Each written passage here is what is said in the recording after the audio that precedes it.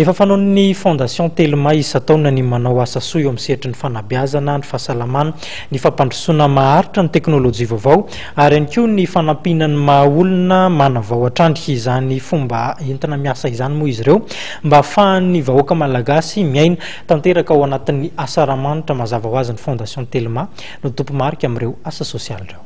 Toy ny efa fanaony isan-taona dia misy hatrany ny hetsika tanterahan'ny Fondation Telma rehefa asa-ramanitra toy izao. Nanamarika ny fotoanandroany ny fizarana arendrina izay natao teto amin'ny 67 hectares. Ny Fondation Telma zany afaka ny isan-taona dia manao fizarana ho an'ny malagasy rehetra. Efa nanomboka fizarana tany izay, efa nanomboka tamin'ny latsinainy teo, tamin'ny maraina izay ny fokotany Ambohivoanjo, Alarobia ary ny fokotany Amboniry.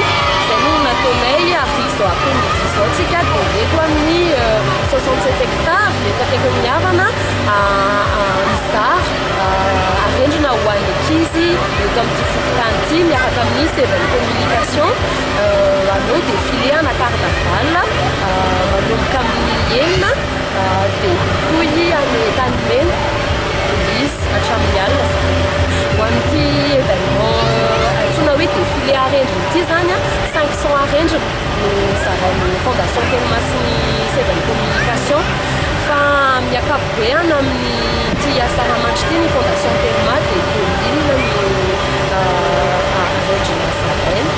Ny tanjon'ny Fondation Telma dia ny hanatsara ny fiainan'ny vahoaka malagasy.